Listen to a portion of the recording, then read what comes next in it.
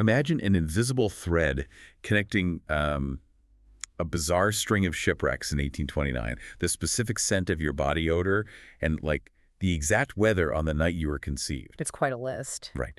But what if a single underlying equation actually governed all of those seemingly random things? I mean, you probably woke up today feeling like you were the captain of your own ship, steering your life exactly where you wanted to go. Most of us do. Yeah. But what if that steering wheel isn't actually connected to anything? Or worse, what if there are a trillion invisible hands on the wheel right there with you? Welcome to today's Deep Dives. Today we are exploring a really fascinating, highly unconventional 2005 source document. It's written by an author named Schweffing, and it's titled The 18 Inevitable Factors. It's definitely a provocative read. Oh, completely. And our mission today is to navigate this author's profound philosophical framework, which basically attempts to explain why human life is so fiercely unpredictable. According to this text, there are 18 main factors completely beyond our control. And when you do the math on that, it gets wild. Yeah, the author claims that when these factors intersect, they form over a quadrillion unique combinations.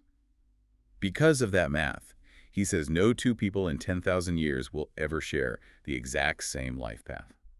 It's a dizzying perspective to take on human existence. To really understand the stage we're stepping onto here, you have to picture a system that aggressively blends concepts from karma, genetics, environmental determinism, and, well, multidimensional supernatural forces. It's basically everything, right? Exactly.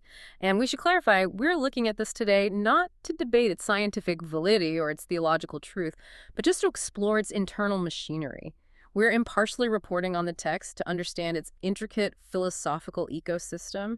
It's an attempt to answer the ultimate mystery: why do we suffer, and why do things happen the way they do? Okay, let's unpack this. Because to really understand how these 18 factors operate, we can't just start with your childhood. According to this framework, we have to look at the raw materials you arrive with before you were even born. Right, the stuff you literally come into the world with. Yeah. We are talking about the inherited self. So how does the author explain our baseline fundamental traits? Well, the foundation starts with the concept of past lives. But, the mechanics here are distinctly different from typical reincarnation tropes you might be familiar with. How so? The author argues that your deepest personality tendencies are not inherited from your parents. His logic is that if personality were purely a genetic transfer, siblings raised in the exact same house would share exact temperaments. And anyone with siblings knows that is definitely not true. Exactly. We know they often possess polar opposite personalities, so instead, this philosophy claims your core nature is actually inherited from the carrier of your past life. The carrier. Right. Think of consciousness as a sort of sponge that retains the neuropatterns of whatever vessel it previously occupied. And the examples given for this in the text are just incredibly specific. Like, the author suggests that if your life force was carried by a mouse in a previous existence, you might be prone to stealing in this life. It's a very literal carryover. Yeah, you aren't taking things because you're starving or even because you really want the object. Right. You do it because you have this deep, irresistible compulsion built into your spiritual architecture. And the framework extends that logic across several different archetypes. Like a person who is naturally cunning, who instinctively manipulates situations, might have a spiritual imprint from a fox. Wow. Or someone who is remarkably stoic, able to bear incredibly heavy burdens and perform endless labor without a single complaint. They carry the residual traits of a cow.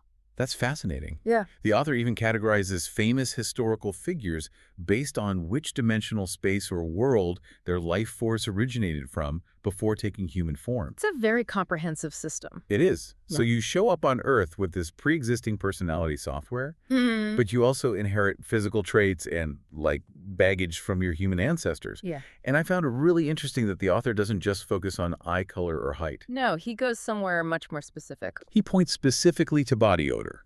He claims there are over 20 distinct varieties of natural body odor, and that this physical inheritance alone can dictate your career path. Right, the idea being that you might have the intellect of a brilliant negotiator. Yeah, but if you inherit a highly distinct, overpowering scent, society is simply not going to appoint you to the diplomatic corps. It really highlights how a seemingly minor physical inheritance can act as this invisible wall, totally altering a life's trajectory. But the inheritance goes much deeper than pheromones. The framework introduces the burden of ancestral debt. Oh, this part is heavy. It is. The mechanism here is that if your ancestors harmed others, abused power, or destroyed life, that debt of conscience is not erased by their death. It becomes an inherited spiritual deficit passed down to the descendants. And to illustrate how this karmic debt manifests, the author points to the Chinese Cultural Revolution. He specifically looks at innocent children who were labeled as the Black Five categories. Which, for context, was a political label used to single out landlords, wealthy peasants, and other perceived class enemies. Right, and these children suffered terrible discrimination and had their futures entirely derailed, seemingly for no reason of their own making. And just a quick note for the listeners, we are strictly maintaining neutrality here and explicitly stating we're merely reporting the author's worldview without taking any political sides. Absolutely. We are just looking through the author's specific lens of karmic consequence. And through that lens, the deep hidden cause of those children's systemic suffering was the unpaid debt incurred by their ancestors. It's a harsh way to look at it. It is, but within this philosophical ecosystem, karma acts as an inescapable accounting system. It's his way to explain why completely innocent people are swept up in massive political or social tragedies. Which brings up the biological side of things. If karma is the spiritual blueprint, what about our actual physical blueprint? The author argues that genes dictate your essential nature. Like a human cannot give birth to a horse, and a corn seed won't grow a watermelon. But wait, this framework completely throws out modern evolutionary biology. How does the text justify that? Well, it operates from a strict, unapologetic creationist foundation. In this universe, species do not evolve over time through natural selection. They were designed and fixed by the greatest creator. Okay, so genes are completely static. Exactly. Genes are treated as an objective, unchangeable reality, much like gravity or soil. The genetic code is essentially a hard boundary line drawn around your potential by a creator. And again, we're analyzing the author's creationist framework impartially here. Of course. But under his logic, no amount of effort can turn a corn seed into a watermelon. That's the idea. I really love comparing this to the modern Western idea that a baby is born as a blank slate, because this framework shatters that concept entirely. Oh, completely shatters it. According to Chavin, being born isn't like opening a brand new, empty laptop straight from the factory. It's heavily used. It's like buying a refurbished computer that still has the previous owner's weird software installed. That is a great way to put it. There are hidden files you cannot delete. The operating system is locked by a creator, and there are probably a few karmic viruses pre-installed that are scheduled to crash your system 20 years down the line. That analogy perfectly captures the inherited weight the author describes. You arrive preloaded, and the moment you boot up that preloaded system, you crash directly into the second major category of inevitability. Which is? Your earthly ties. These are the immediate external forces that begin to grind against your inherited raw material. Starting with the people who raised you, right? We know kids absorb their environment, but there is a brilliant anecdote here in the text by the Chinese comedian Zhang Bailey. Oh, the darn it story. Yes, he tells a story about a young student who kept wandering around saying, darn it, all day long. The teacher eventually does a home visit to figure out where this verbal teletic is coming from, only to realize the child's father ends absolutely every single sentence with, darn it.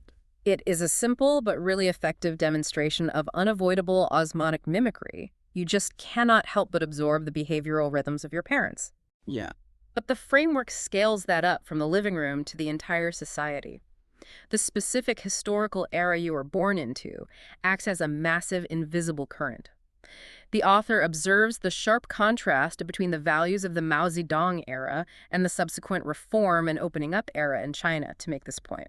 The cultural whiplash there is intense. I mean, things that were literal punishable crimes in one decade became celebrated virtues in the next.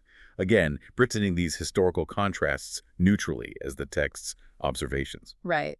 During the Cultural Revolution, running an individual business was viewed as an act of undermining socialism.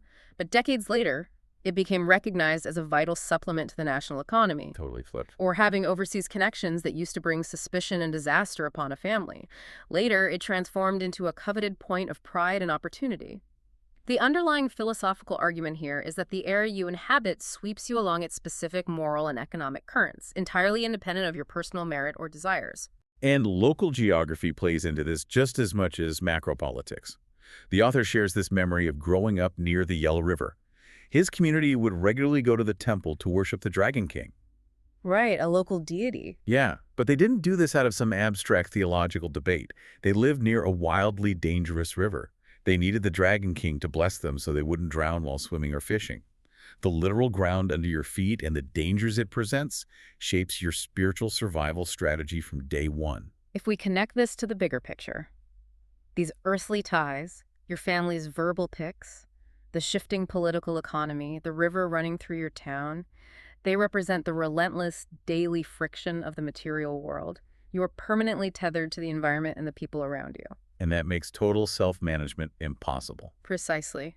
Which brings us to the most complex tethers in the author's framework, the spouse and the children. Oh man, the imagery used for marriage and parenthood here is incredibly stark. The text calls the spouse another me. The moment you bind yourself to someone, their headaches, their bad moods, even like a corn on their foot, suddenly dictates your own happiness. Your emotional states become completely entangled. But the metaphor for having children is what really haunted me. The author compares raising kids to turning a human being into a donkey in a mill. Yeah, you have to picture the traditional stone mill. The donkey wears blinders and is harnessed to a heavy grinding stone, walking in an endless, agonizing circle. Endlessly grinding the grain to pay for tuition, worrying about their future, providing food. You are just walking that circle with absolutely no hope for leisure or escape until the work is done decades later. It shifts your entire center of life. Right. Your center of gravity completely detaches from your own internal desires and becomes permanently anchored to them. Which is the core reason total self-management is an illusion within this system. Your trajectory is constantly being bent by the gravitational pull of the individuals attached to your life. Here's where it gets really interesting. Because our families, our era, our genetics, those are the visible forces pushing us around. The stuff we can actually see and point to. Exactly. But the author then moves into the macro level. Invisible forces tossing our lives around. We are stepping into the forces of nature and the supernatural. If life is a video game, it's not just that your character has preset stats or that other players are bumping into you. What else is happening? It's that the game environment has hidden physics, and the developers are actively stepping into the code to mess with your character just to see what happens. That is a terrifying thought. Let's start with the hidden physics of the environment, which the author categorizes as cosmic forces and feng shui. The framework suggests that the specific cosmic conditions, like the weather and cosmic rays, at the exact moment of your conception permanently dial in your temperament. So like a storm versus a sunny day. Exactly. A child conceived during a violent, chaotic storm is infused with a fundamentally different, more volatile energy than one conceived on a calm, sunny afternoon. But how does the Earth itself play a role? There is this concept of the Earth's key, which goes far beyond just, picking a nice spot to build a house. Right. To understand the Earth's chi in this context, think of the planet as having a biological circulatory system. Just as human blood vessels carry oxygen to nourish organs, the Earth has subterranean veins of water and air flowing beneath the surface. Okay, I'm tracking with you. The author argues that the strength and flow of this chi in your local environment literally alters human neurochemistry over generations. A location with strong, harmoniously flowing water and rich chi naturally produces intellectual talent and spiritual depth. And if the key is bad? Conversely, a harsh, blocked environment stunts development and produces people prone to cunning or cruelty. Wow. So the very soil you walk on is dialing your potential up or down. But then we level up to the developers messing with the game, the concept of demonic pranks.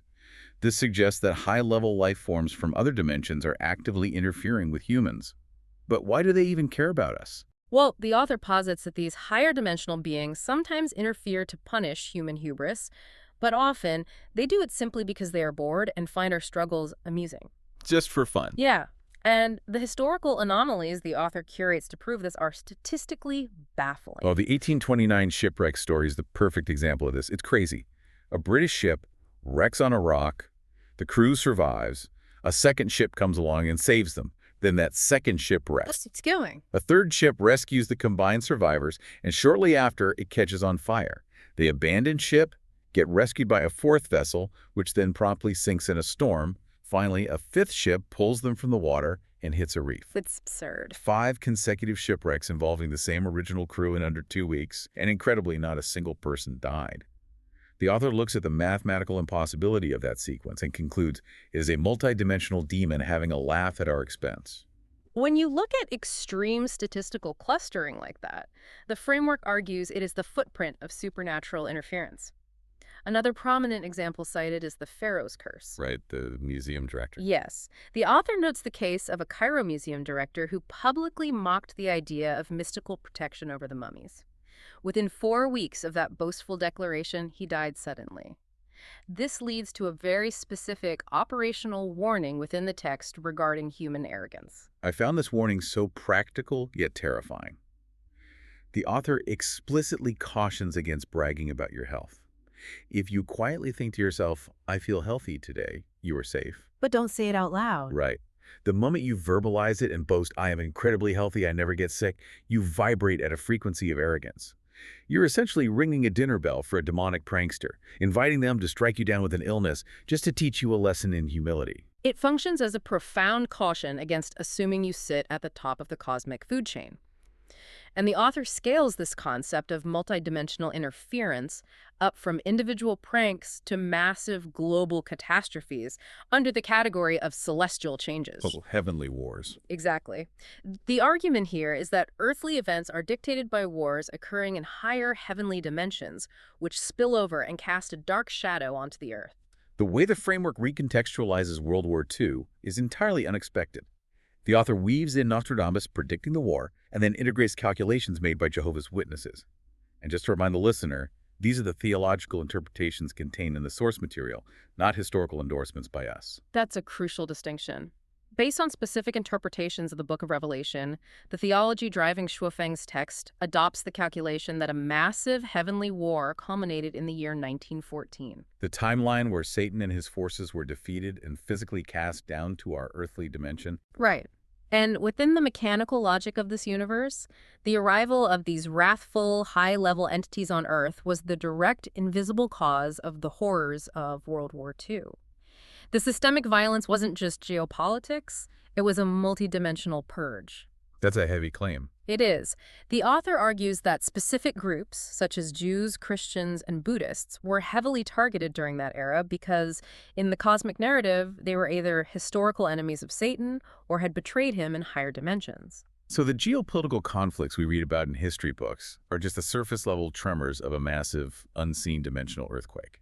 But if the cosmos, the Earth's underground veins, and multidimensional entities are all constantly plotting our course, what actually drives the individual? What is our internal engine? That is the crucial fourth segment of inevitability. With all these macro forces acting upon you, the engine pushing you forward consists of your beliefs, your habits, and specifically what the author calls the 7 emotions and 6 desires. These include joy, anger, sorrow, the desire for food, the desire for physical survival, and the desire for possession. The framework makes it clear that without these desires, we wouldn't even get out of bed. We would just be walking corpses. They're the essential fuel for the daily hustle.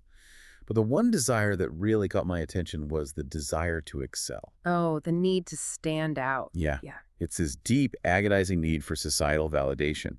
The author's critique of how this manifests in modern life is actually quite humorous. He points to people buying wildly expensive, high-end mechanical watches. Right. Functionally, a $3 digital watch keeps far more accurate time. Exactly. The irony is entirely the point. The luxury watch has nothing to do with tracking time. It functions as a broadcast beacon of economic power. Or consider the author's example of people who pretend to be deeply moved by Beethoven's Eroica Symphony just so they can sound cultured and intelligent at dinner parties. Oh, totally. It is a desperate, exhausting performance driven by an internal need to stand out from the crowd. Which perfectly illustrates the framework's concept regarding the illusion of the material world. Most busy people are entirely captivated by surface phenomena. The author uses Newton's falling apple to explain this, right? Yes. When the apple falls, the physical falling is merely a surface event. The true vital essence of the event is gravity, which is completely invisible. So we miss the point. Exactly. The philosophy asserts that everything we obsess over wealth, social status, even the biological mechanics of life and death are just surface illusions.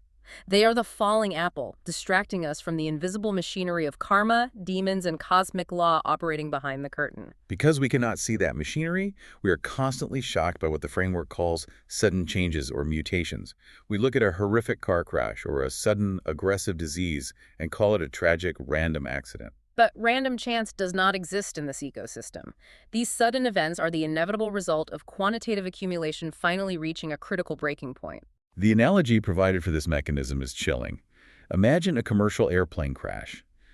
If a group of passengers happens to be booked on that flight, and they have all independently reached the exact moment where their karmic time is up, that plane is going to crash. The event is locked in. Yeah.